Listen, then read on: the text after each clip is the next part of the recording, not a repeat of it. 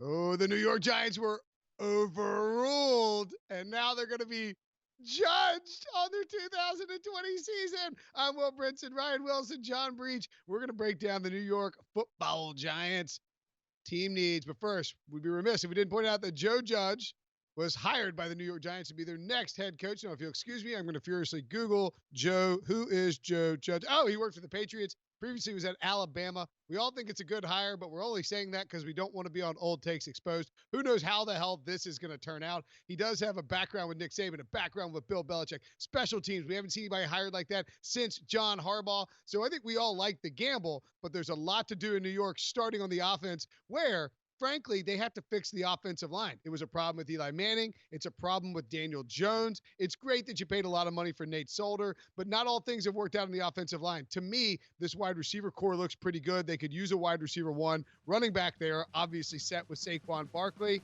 And tight end, if Evan Ingram goes back, they're in pretty good shape. They got their young quarterback. Anything else you notice on offense they need to fix, John Breech?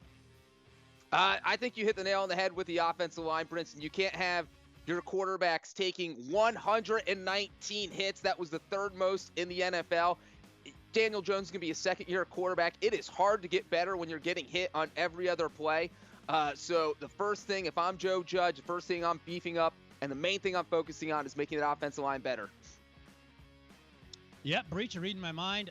Taking the draft perspective, talk about Daniel Jones. Yes, those 12 interceptions there, 18 fumbles. That's 30 total turnovers, if I do the math correctly there.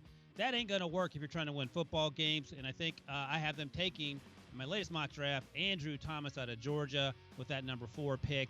He's a left tackle. He played for 3 years there at Georgia, replaced Isaiah Wynn, who was the first-round pick of the Patriots, did a fantastic job protecting Jake Fromm. Another name to look out for is Jedrick Wills, who plays right tackle primarily at Alabama.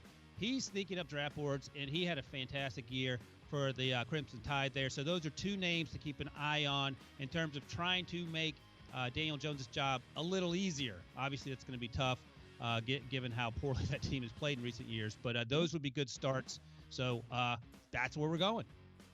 Defensively, things are a little bit worse. Oh, no, that's a problem, isn't it? The Giants were actually really good at stopping the run for large parts of the second half of last season. That's primarily because they traded a high pick for Leonard Williams from the Jets. Leonard Williams, a free agent. Dave Gettleman is saying something about juice and squeeze and lemonade and lemons and sweet tea, and I don't know what the hell he's talking about. He just is trying to explain why he traded a high pick for Leonard Williams, who he has to sign or let walk in free agency. It was a really bad move regardless.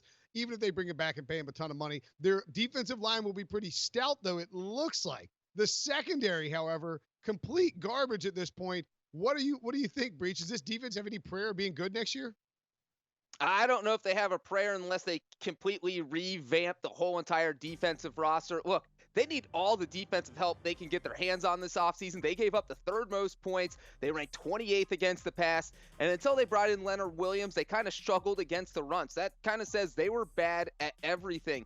If I'm the Giants, I start with either the secondary, I look at my cornerbacks, or I look to add a pass rusher. You look at the great Giants teams of the past 15 years, those Super Bowl winning teams, they both had that key great pass rusher. We had Jason Pierre-Paul. Before that, they had Michael Strahan. So, and I know Ryan will talk about the draft, but I'd have my eyes on Chase Young. And then also, you got to look to make your secondary better. If you can't stop the pass, you're not going to win. I don't think this Giants team is built to go into next year to win shootouts. They didn't win a lot of them this year. So secondary pass rushers, that is what I'm focusing on right now because there's so many holes. I don't know that you can plug them all. But if you plug the two biggest ones, you at least give your defense a chance to be better next year. John, you're reading my mind. Let's start with the edge rushers. They have the number 4 pick, and as Brinson knows, Dave Gettleman does not like to trade down. He should be trading down as often as possible to stockpile picks.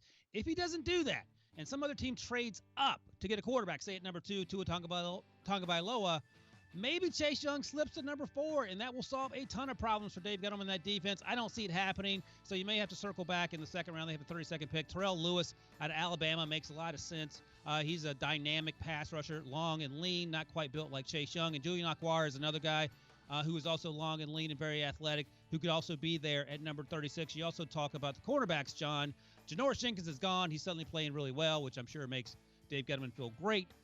C.J. Henderson out of Florida is another long, athletic cornerback.